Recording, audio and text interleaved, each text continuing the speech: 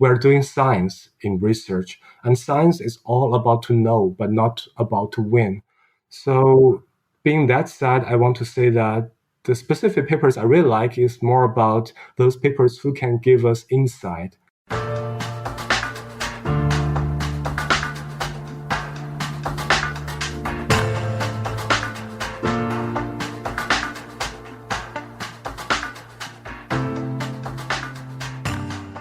Welcome to a brand new episode of our podcast, Human and AI, Mind, Machines in the Gradient Descent. Thanks that you tuned in again to listen and to learn. We are Uli and Aburi, and we are your hosts for today. We're super excited to welcome the genius mind, Xudong Sun. Xudong is actually the very first talent that has been out of the newly established Siemens AI Lab residency program.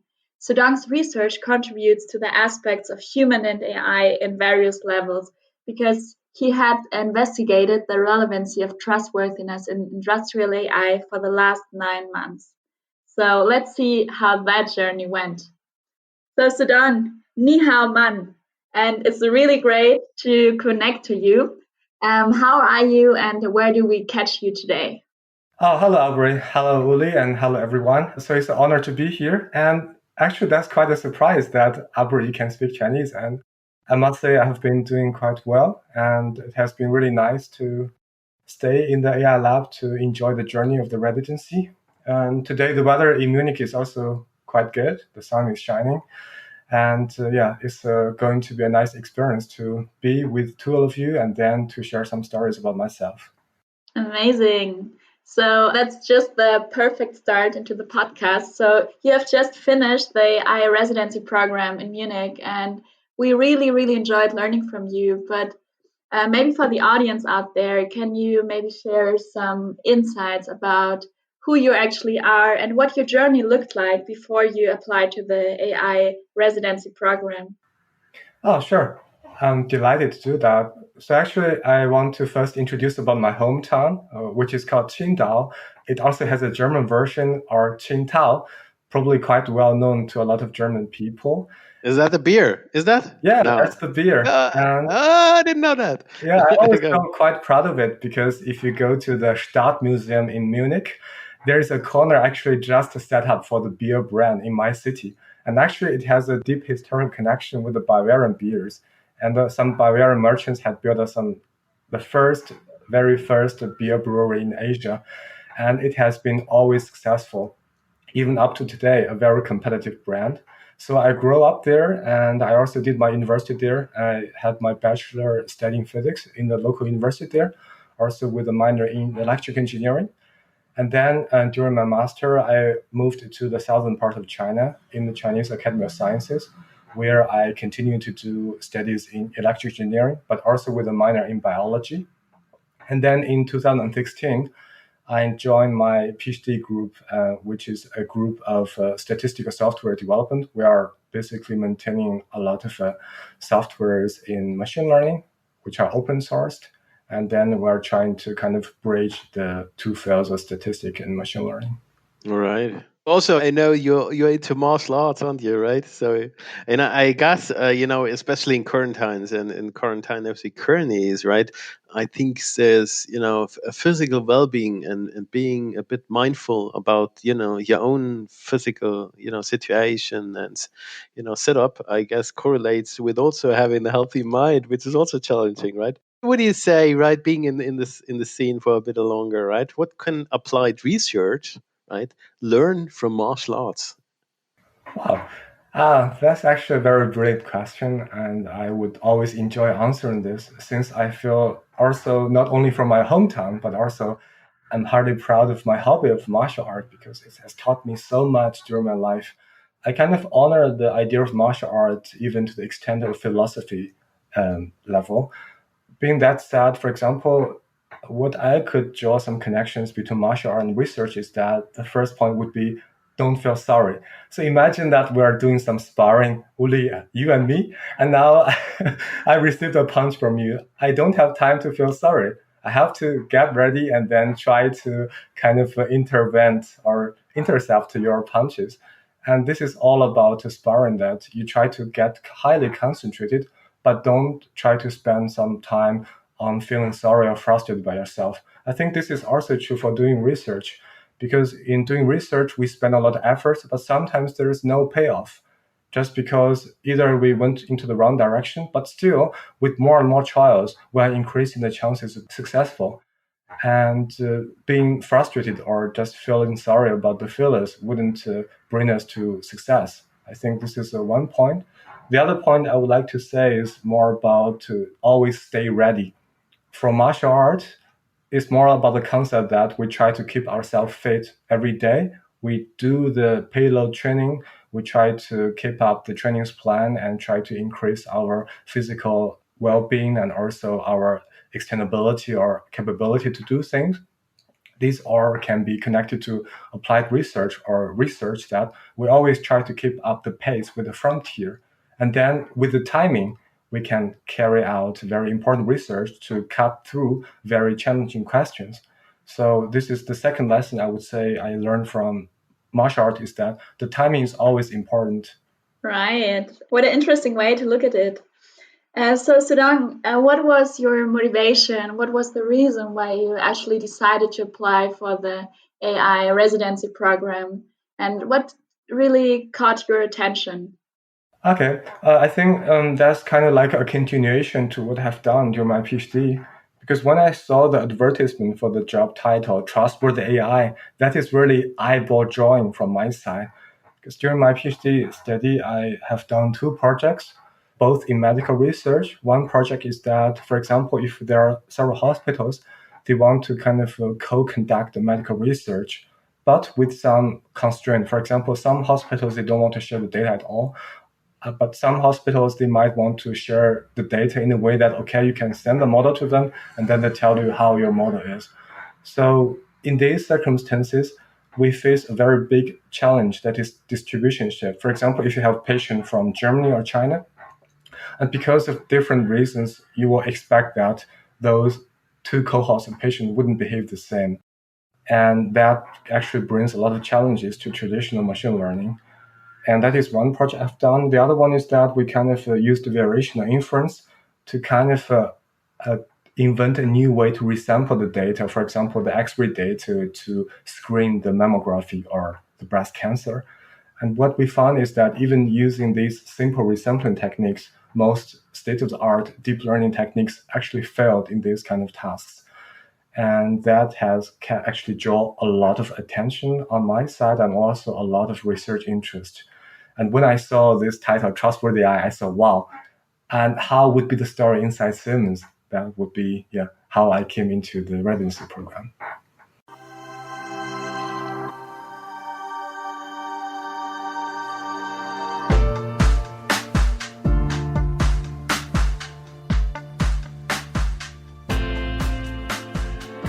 Yeah, nice. And great that you joined. There we go. That was a pretty awesome ride, to be honest. Yeah, always delighted. But obviously, we see the trustworthy AI not because it was one of the topics, exposed. It receives more and more attention, actually, also outside, right? From European levels on trustworthy AI with a different interpretation, I guess, but also from the research community, right? If you would somehow a bit of explain for the audience outside, which maybe not too deep into tech or machine learning, maybe, or some of them obviously are, but what are somehow the key elements of trustworthiness in machine learning? Is there some kinds of structure you can give them along? What does trustworthiness in machine learning actually involve? Yeah, sure. I think the topic trustworthy AI actually incorporate a lot of multitude, and they can kind of consist of two major points. One is the technical side, and the other one is somehow the social factor or so. From the technical side, which would be the main topic I have tried to deal with during my residency, and the number one I would say is robustness, which means that we know that, we have neural network. It is so powerful to represent so many different complex relationships between the input and output. And over the years, we have also seen that it has so many successful stories in different application fields. But when in terms of industry application, we will ask ourselves the question, can we really trust the prediction? So if in some very extreme circumstances, is the prediction or the output of the neural network still trustworthy? So that would be how the robustness means. For example, in terms of the autonomous driving, for the segmentation or either for the object detection, once the car is on the road, now in a very gloomy weather, and then something in front appears. And now if the car really makes a wrong decision, this can be really life-threatening. And that is why we are really concentrating on studying the robustness of the neural networks. That would be one very important factor. And the other factor technically would be safety, I would say. For example, we all know that recently there have been a lot of techniques to adversarial attack the neural networks. And then that makes it possible to kind of deliberately construct some attacking sequences to fool the AI system or even causes more advanced breaks into the system. And this is something we, of course, do not want. And this is another aspect of AI, more in terms of how can we take our system in a safe way.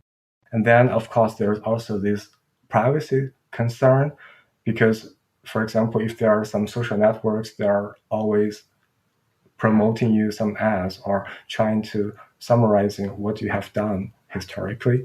And sometimes you might not want that. And one very big factor is that we want to hold those kind of behaviors accountable, which means that the human should be in the center of the AI. That means they should decide themselves to what much extent do they want to enjoy the convenience of the AI, but also kind of keep their private data at hold.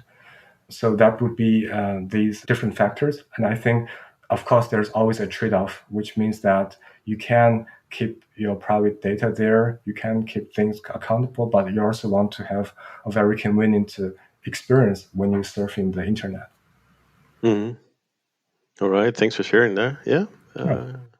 So let me get this geeky joke, right? I don't know if that works out. So a Bayesian statistician, right, falls down from a building, right? On his way, he sees a friend from the frequentist watching him and from the window, from the third window, right? And the friend asks, how are things, right? And the Bayesian answers, based on my priors, everything will be just fine, right? So even though, right, I see, we have this, I don't know, two different, fields. On the one side, the semantics and the connectionist, let's say, or the machine learning data-driven aspects, right? Probability stuff, right? Which always have this kind of rant, which is the other. And it seems to be in current times, we have another little battle, right? Between the Bayesian stuff and the frequentists, right? In the terms of, how they use probability, I guess, right? Mm-hmm. What is this rant all about? Is that a serious, thing going on in the field, or what's your take on there? Really, you're definitely very good in making jokes and make things funny. I really loved this parable you have made. And actually, this kind of joke or kind of dilemma between the frequency statistician and Bayesian statistician has always been the popular or the most popular topic or joke among the statistical community. For me, I actually do not want to annoy any frequency statistician because I believe I'm a Bayesian statistician. But my view on this... See that? Yeah, okay. I think I kind of revealed myself already. So you certainly have some tricks, Uli. But I think my attitude is always like we should try to incorporate more. We should try to tolerate more diversity in terms of whether in which scenario this kind of school helps you to understand things better. And in terms of the prior information, actually, if I fall off the window and my pride tells me, don't worry. But the problem is, of course, I do not have enough data to construct a better posterior. But I would like to also address that even in my research, I've used this Bayesian way in that I think prior can actually help us to encode a lot of useful information. So if we go back to the very fundamental of machine learning about the learning theory, there's one very important conclusion is that if a hypothesis class has infinite VC dimension, and then this class, a hypothesis, is not pack learnable. And that actually gives us a lot of guidance in driving us to kind of like constrain the number of or the VC dimension of the hypothesis classes. And actually prior is a very important way to help us to kind of inject those inductive bias or the prior knowledge about a specific system. For example, if we are expert about physical system, we already know something might has a bigger probability to happen than other things. So I think this is a very convenient way. And I, of course, would like to use this chance to advertise a little bit about this Bayesian method. But of course, I also love frequency approaches, really. All right. Xudong, what aspects would you say have focused during your time in the residency program? And what kind of applications areas would you foresee for the future? Oh, good question. Actually, I think that also has the connection with the last question I have answered. When we kind of try to tackle these problems, we specifically want to say that can we kind of recover or kind of approximately recover how the data is generated?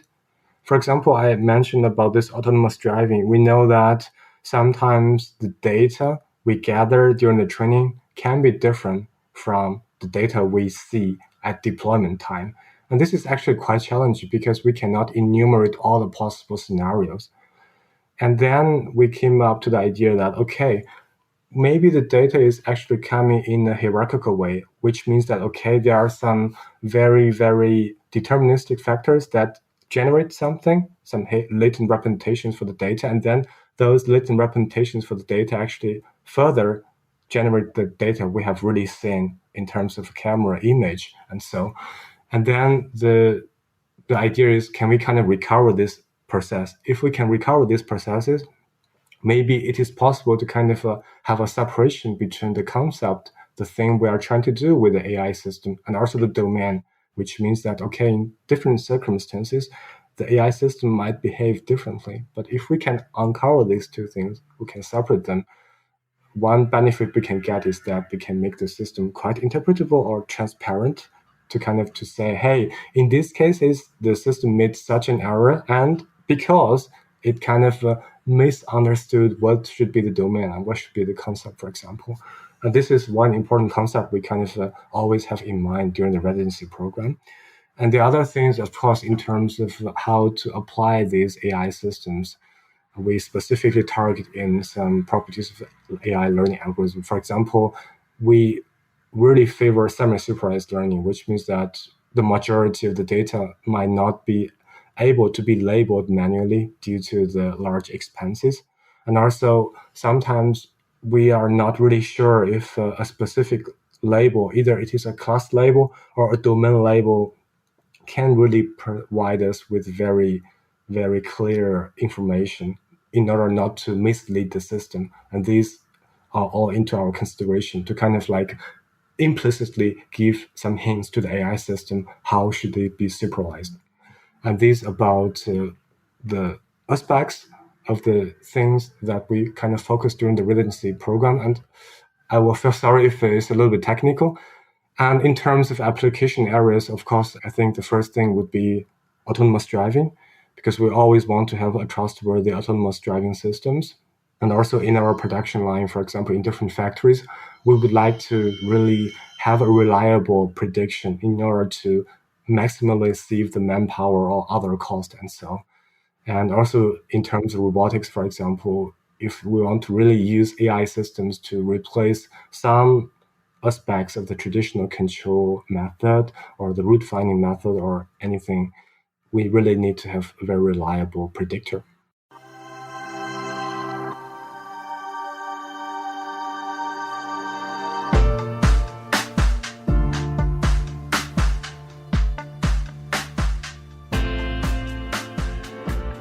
Yeah. Industrial AI is all about robustness, right? And explainability, because, we do change the real world and it has an impact on the real world when maneuvering, a robotic system. And that's why I guess putting machine learning in operations has a different constraints as the human task level as we, in translation as we have, right?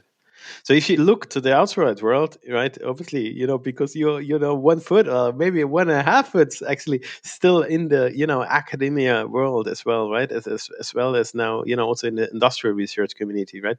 It's amazing, what has been contributed over the last years and the progress been made in a lot of, bits and pieces on geeky level, but also on application level. If you look on the last, I don't know, the last months or a year or years, a bit more, right? What would you say, what's your favorite paper or achievement or application where you say like, oh, that has, this had a significant axle on the field, right?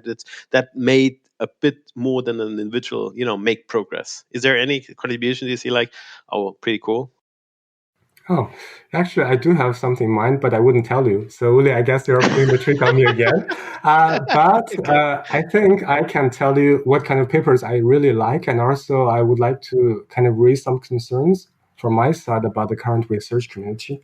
I think AI has definitely been a buzzword in every aspect of our life, especially, of course, in the research community. But what I say that nowadays AI has also been kind of like a race. People are continuing to publish things benchmarking on the same thing and then to trying to say, hey, my algorithm is better, his algorithm sucks. And so, of course, from one side, this kind of like has brought a very good competition to kind of advance our system, also our frontier to a further extent. This will help the growth of the AI community, of course. But from the other side, I would also like to mention that actually we're doing science in research, and science is all about to know, but not about to win. So, being that said, I want to say that the specific papers I really like is more about those papers who can give us insight and who can give us some explanations on why in this scenario this algorithm works and why on that scenario the other algorithm works better. This kind of research I think is particularly helpful. For example, in terms of the basic learning theory I mentioned, that the infinite VC dimension hypothesis class can never be pack learnable. I think this kind of research is really fundamental. It tells us that whether something can be done or not. I think this is particularly interesting. For example, if someone wants to invent a machine that can move forever, and the law of physics can already tell us that this is impossible, I think this kind of breakthrough research are very, very fundamental, and we should always value them because they give the philosophy what works and what does not work, and to what extent they can work, for example. And then the other side is also about this insight. For example, some papers, they really have very theoretical insight about some phenomena. And then they say, hey, this algorithm is a reduction of my algorithm under these circumstances. And then when this hyperparameter changes, it reduces to the other algorithm and so. And then they have a benchmark trying to say, hey, this is the general picture. It helps you to gain the knowledge, but not to really say, hey, I have changed this part of the algorithm and then this works and I win. So that's would be my viewpoint on that. And specifically, since I'm kind of expertise in variational inference, I think recent years the growth in the field of amortized variational inference is really important because it kind of make deep learning with variational inference possible. That would be my viewpoint. But I think in general, there's a lot of good papers I cannot really enumerate, of course. Pretty nice answer, to be honest, right? Great. If you look on the conferences, right, and this geek out, it's really tough, right, getting papers. I guess if you're on the PhD track, right, getting really tough getting papers accepted. Not because the contribution is not significant, or maybe not significant, but just the sheer of mass, right? What is been exposed to the large scale conferences, which also assessed, right? And then you see this enormous trend of a lot of spin off of publications coming from yes-centric companies, actually, right? Not only academia, but also a large scale, right, from the corporate research, let's say, right, of there. And then you see also uprising, right, and not only uprising already, I think overtaking also in stats count from Asia, right, also from China, right, enormous momentum in specialist writing. What makes that? What's your thought? And there was 2 years ago a bit of discussion, right, because these enormous digital giant companies can afford this amount of compute and have the access to the data. So it's they're playing in a different field of competition, vice versa to the academic researcher, because they don't have access to compute and these number of dates. What do you see of Europe, US, and China, maybe, or Asia, right? Aspects. What makes each of the individual pillars so special? Can you elaborate a bit? Yeah, sure. I do have some thoughts on that since I do come from the Oriental world and now I'm living in Germany. I think one aspect is definitely very beneficial to the whole society would be that we definitely enjoy diversity in the terms of AI research. For example, people from different regions or just from different history background, they might focus different aspects on the AI system. For example, in China, I know many of my friends and study colleagues have been working for those big tech companies. They are really doing big data because you know how many people China have, and then you know what is the big data for the internet industry, and then they certainly have kind of the challenge for their own market, and then some aspects of the technology can be incubated there. So being that said, I want to say that I think market is always a very big driving factor for innovation, for technological innovations.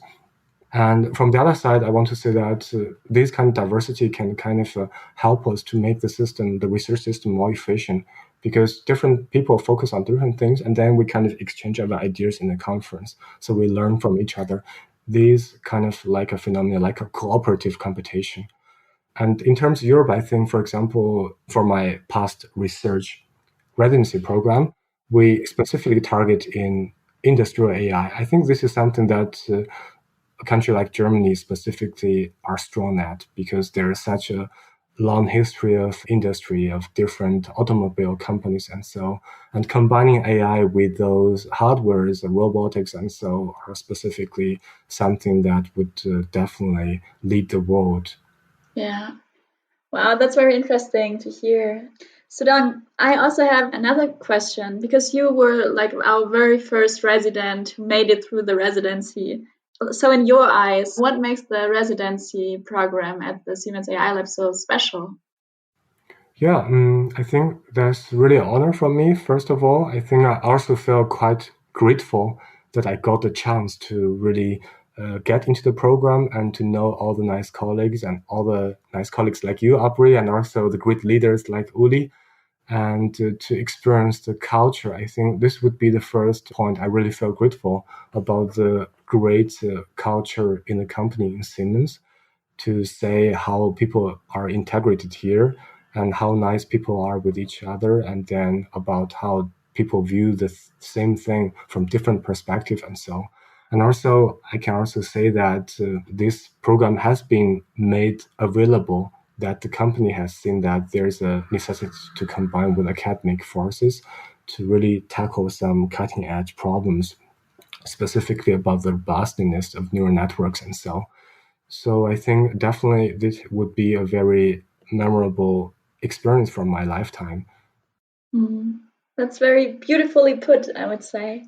And this is already the last question, Xudong, because you're already almost about to finish your PhD pretty soon. So, do you have any tips or recommendations to young students out there that are maybe considering right now to start a PhD? So, they are at the very beginning and maybe see the pile of work, or what would you tell them? Oh, that's a good question. Thanks. I think from my side, I would recommend that before you want to start a PhD, you should make sure that you're really into it. Do you have enough interest in doing research? Because you will certainly meet a lot of difficulties during the PhD time. And at that moment, the interest is the biggest driving force. Of course, you should have a lot of other characteristics, but those are mostly something that we should all share no matter what you do. Either you go to a company or go to somewhere, or you want to develop a career. So I want to focus that interest is really important, and you should have the ambition to kind of want to get determined to solve a specific problem of the area. And also, I think you should always be prepared for the frustration because sometimes you might be not so lucky to get everything done at one time.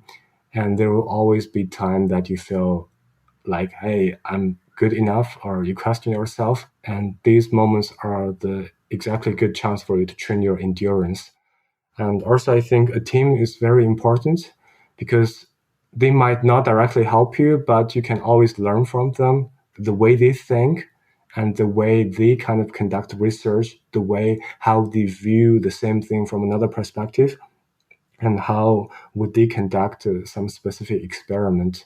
So you can learn a lot from their characteristics and so. And also the PhD supervisor, he will teach you a lot of things. I think it's definitely a very exciting thing to do, which means that if you still feel young, I think definitely it's a good chance to kind of like get a position and then try to tackle into a very challenging topic within 3 to 4 years and so. Thanks so much for sharing, Xudong. And thanks so much for your time today. It's been a pleasure, like always, to talk to you. And we could also talk to you for way, way longer. But we're already at the end of this session. But before we call it a day, let's play Authentic Autocomplete, our closing game. So I will give you a couple of sentence starters and you will just finish. Siemens is. Siemens is a leading corporate in industrial AI. Amazing. You should join the residency program because That's a very good chance to combine your expertise with some real-life experiences, especially the challenging problems in industry. beautiful. Applied research corporates need because it is a very efficient way to stay competitive in terms of technological advances and to make innovations and to save cost. amazing. Corona has taught me. So it's not a bad idea to store some food at home and maybe also some toilet paper. That's important. My personal superpower is. From my side, I think it can be summarized to be tenacity. I think I really have a good endurance. I'm determined to achieve things. And I'm also a very resourceful person. I have a lot of creativity. And sometimes I'm also sympathetic. That's it. Yes, I can fully echo that. Xudong, CC, is that right? Thanks so much, Xudong, for being that sharp, being that crisp, being very you always bring something down to an essence when I talk to you. We really enjoyed the conversation already here, and I'm sure we have a couple more conversation going on. And so thankful that allowed to learn with you on this journey, and I hope you will further inspire us throughout the next journeys as well. So really appreciate and thanks very much for your time here. Yeah. And folks out there, stay obviously tuned. Right, there's a lot more to come. Stay bold, committed, and open-minded. And we're here at the next Siemens AI Lab podcast. Cheers. Cheers.